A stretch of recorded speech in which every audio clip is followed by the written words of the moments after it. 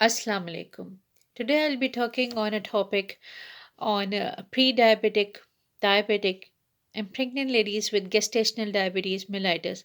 How are they going to manage themselves during the month of Ramadan 2020, which is just round the corner? I am Dr. Juveria S.Effendi, trying to help out people who are going to fast this month of Ramadan. Since we are at a moment of COVID 19 that we have to stay at home, so many people are not able to attend sessions how to manage themselves in this month of Ramadan. Just for the sake of their help, I just managed to make this video for you guys. So, first of all, I'll just give you a cutoff levels of normal blood sugar levels, pre-diabetic and diabetic. This is just to review for those who have not considered themselves to have their investigations of blood sugars. Might be because they are not having any symptoms or they are having symptoms and they're ignoring them. I'll be just discussing the fasting blood sugar levels and the HbA1c levels, because these are the two levels, blood investigations, that can help you to either label yourself in either a normal person or a pre-diabetic person or a diabetic person. For those who don't know these levels, so it's going to help you. And for those who are labeled, they regularly visit their GPs, they regularly visit their doctors, and they're under treatment. So you might know these levels. So for them, I'll go for their fasting blood sugar. Fasting blood sugar is a blood test that's done after a fast of 8 to 12 hours, and then you will be taking you will have a fasting blood sugar. The levels of normal fasting blood sugar is, I'll be giving you the levels in two units systems, that is 72 to 99 milligram per deciliter, and the other is in 4 to 5.4 millimoles per liter. These are the normal fasting blood sugar levels. Then HbA1c, which is a normal, which is a blood sugar, blood record of blood sugars of past 2 to 3 months. Now, if it's 6%, that's normal. And if it's less than 42 millimoles per mole, that's normal. So again, these are the normal levels. Now, the levels which are a bit higher than these two blood tests, they're a bit higher. Like the fasting sugars is from 5.5 to 6.9 millimoles per liter, or they're 100 to 125 milligram per deciliter. HbA1c is a bit higher from 6 to 6.4, or 42 to 47 millimole per mole. So that means you are in a range of pre-diabetes. And additionally, if you are obese, additionally, if you have a strong family history of diabetes in your immediate family, you or you're pregnant and there is a family history of gestational diabetes in your family, your sisters or your mom, so then please have your fasting blood sugar done before your Ramadan, or HbA1c that's going to give a record of your last 3 months. Then the diabetic levels are fasting blood sugar at the levels of are more 7 millimoles per liter or more, 126 milligram per deciliter or more, and your HbA1c is 6.5 or more, or 48 millimole per mole or more. these are the blood levels of diabetic levels. Then I'll be giving you the random blood sugar levels of the diabetic also, because you will be managing and you'll be monitoring yourself throughout the Ramadan. So you should know the normal levels of random blood sugar. Now, what's a random blood sugar? It's a blood test done 2 hours after any meal taken. That means there should be a fasting period between a last meal and the blood test for 2 hours. That means water is permissible, but there's nothing to take. If you have not taken anything, then you can have this blood test taken. If you have taken something, then there might be a misleading result. So the random blood sugar levels are 200 milligram per deciliter or more, 11.1 millimole per liter or more. So these are the normal levels, pre-diabetic level, and the diabetic levels of fasting blood sugars and HbA1c. These will help you to monitor your disease throughout the month of Ramadan. Now, before preparing yourself for the month of Ramadan, make sure you have uh, you have you have done your recent fasting blood sugar from a lab, and you have done a recent HbA1c to have an idea what's your previous levels, so that you know about your disease. And if you're a diabetic person for a long time or period, please go for a urine DR test in order to check if there is any glucose in the urine or protein in the urine, because diabetes affects your kidneys. um, so you have to also know if you're developing any complications of diabetes mellitus. You should have a glucometer at home, and you should know the symptoms or the sign and symptoms of low hypoglycemia, low blood sugar. You should know the symptoms so that you can identify what are you facing at the moment. Now, before having what's how you're going to manage during the Ramadan, make sure you also have to manage your diet. What diet you're going to take throughout the whole month, what sahar and what iftar you will be having the whole month.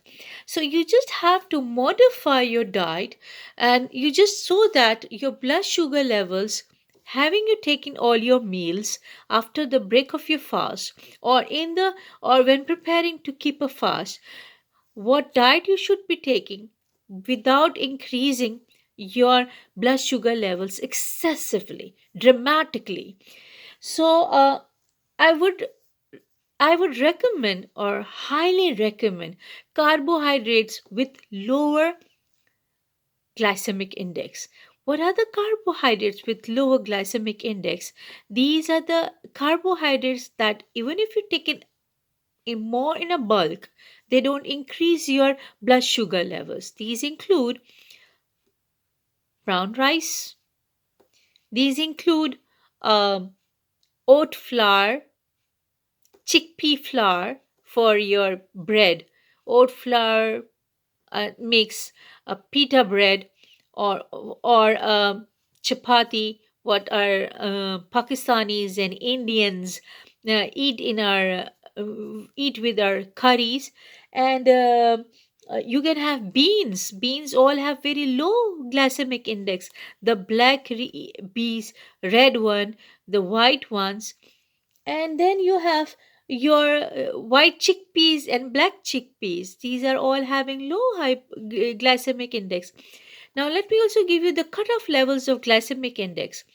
When there is a glycemic index of 55, low or 55, that's a low glycemic index. A glycemic index from 56 to 69, that's a medium glycemic index. And a glycemic index of more than 70, that's a higher glycemic index. So please avoid white flour, all purpose flour, avoid white rice, avoid white sugar. These all have high glycemic index. Avoid vegetables including potato, it's a high glycemic index vegetable. Avoid watermelon, it's a high glycemic index fruit, but I know it's so satisfying after opening your fast in the summer, upcoming summer. But please try to avoid watermelon. Even if you like to have it, just take a square small piece of watermelon. Then you can have a lot of salads. There's a variety of salads which you can make for yourself. Now dates, it's our sunnah also. We should open our fast by dates. So taking dates in a moderate quantity, more dates are low glycemic index, so carbohydrate, so it's good to take it. You can take up to 2 to 3. That's good for you.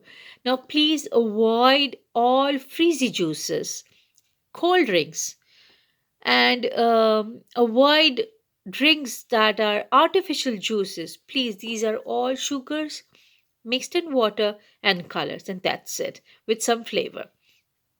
So say no to such juices and make your own fresh juices. You can make a smoothie, fruit smoothie. You can make milk with date. You can make without any sugar. You can use banana with milk. It's a shake with no sugar. You can have the sweetness of the banana, half banana and a cup of milk, sorry. So that's going to be a very good drink, a healthy drink. Please avoid sugar. A diabetic person should avoid white sugar for sure, brown sugar, honey for sure. A pre-diabetic should avoid white sugar for sure. He or she can take honey or brown sugar. So and a normal person should, I would advise not to take white sugar, but depends on your own habit. Then so please design your aftars, design your sahar according to the ingredients that are healthy, low glycemic index carbohydrates. Avoid fryings, avoid oil.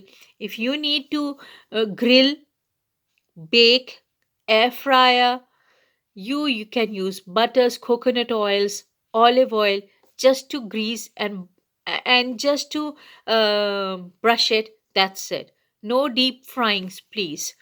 You can go for baking, grilling with just a bit of butter or coconut oil or olive oil. That's it. Avoid these, please. Then let me just check out if I'm not missing any area. You can add your proteins in your sahar and iftars. Protein can be included, but if there is any kidney disease, so first discuss with your GP that how much protein can be taken by you. So I won't advise that person to increase protein, but the rest can have a high protein diet. High protein diet includes your pulses, fish, um, I mean, chicken, you can grill, you can bake, you can make anything a lot. There's long stuff. Those who are in love with spaghetti, lasagna, pasta, all are also available in oat flour, egg. So please try to avoid those that are made up of all purpose flour. You can have them with those that are made up of whole wheat, egg, and oat. So you can use them and you can enjoy them also. Try to be innovative in your recipes, healthy recipes, so that you don't get bored. And secondly, you can enjoy your fasting with keeping your blood sugar levels upright. Now, these are the diet modification, which is 70% of your management during your fast, because they will help you to keep energized, to uh, keep you up throughout your fasting day.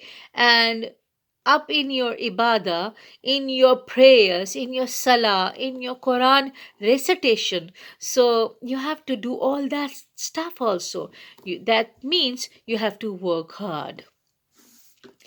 Then I would please request, don't take sweets that are Pakistanis and Indians, their habits of taking jalebi. I please request you guys, don't go after such sweets. These are really dangerous for you. Diabetics, even pre diabetics, and even the normal ones. Please try to refrain yourself from all these foods. They're tempting, but you can make your own alternate dishes. You can have alternate, you can make fruit yogurt, and that's also very tasty. You can use a date, blend date with the yogurt, and fruits different, different fruits, you can monitor it. You can use honey, then pre-diabetics can use honey. So please make just alternate or modify your diet. So number one, you have to prepare yourself first of all by having a right list of grocery before the Ramadan. Then what's going to happen in the Ramadan? Now I'm coming up to the management. Those who are having, who are in a pre-diabetic phase, for those people who are, so these people are going through diet control only. Please, I would advise them, I would request them, strictly bind to the diet modifications. That's it. You can fast your normal and try to limit yourself during in your activity during the fast time period. Then comes to the next second category. The second category is the people, these are diabetic and they're taking medications, oral hypoglycemics. Oral hypoglycemic, if you're taking one tablet in a day and prescribed in early in the morning once a day, so I would advise you to take that one tablet after iftar. If you're taking two tablets in a day, one in the morning and one in the evening, routinely before your Ramadan, I would advise the tablet you're taking in the morning, in the break, after your breakfast, take that tablet after your iftar, and the tablet you're taking in the evening, in the night, take that tablet before your, before ending your sehri. I think this is clear. And those who are taking three hypoglycemics in a day, morning, afternoon, and evening, I would request them to monitor their blood sugars of of a week and go and visit your GP so that that GP can help you to skip your afternoon tablet and alter some medications or dosing the morning and evening so that you have a normal blood sugar levels throughout your fast, and you're skipping your afternoon tablet. And now those who are taking insulin, type 1 diabetic patients. Number 2, pregnant ladies who are having insulin, or the type 2 diabetic patients with insulin. Those I would also highly recommend them to monitor your 1 week blood sugars, and then you visit your GP so that your GP will help you to adjust your insulin levels in the morning, in the before, after your sehri and after your iftar, so that you can also have a happy fast during the month of Ramadan. Now, coming up to how you're going to monitor your disease throughout the whole month and your fasting also.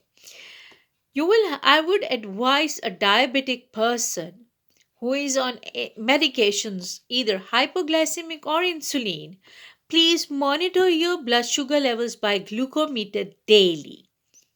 Once before your sehar, when you are starting your sehri, please just take a blood drop in the glucometer in order to check your fasting blood sugar. Mind you that your fasting hours should be 8 hours.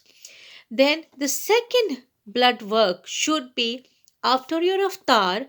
That's going to be a random blood sugar after your iftar and a period gap of 2 hours.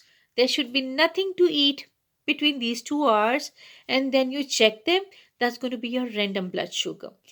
Write them daily, note them, make a charting so that you understand what modifications you have done throughout is working on your blood sugars or not.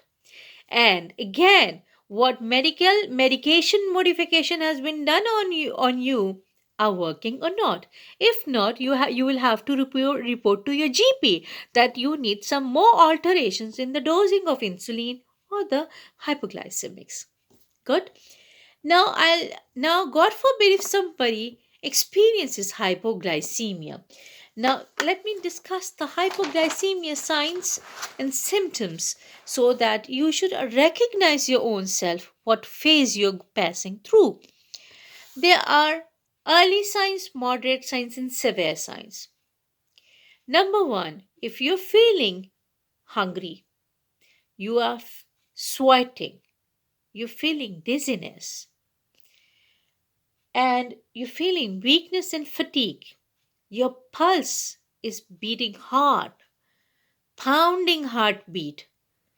That means you have started developing the early signs of hypoglycemia.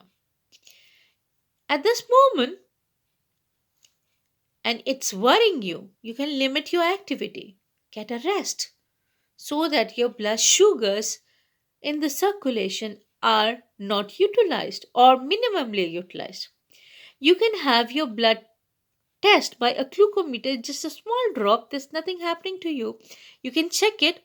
What's the blood level? If the blood sugar levels are less than 4 millimoles per liter and less than 72 milligram per deciliter, that means you are having hypoglycemia. And you're taking rest, just be calm, don't panic, there's nothing happening to you.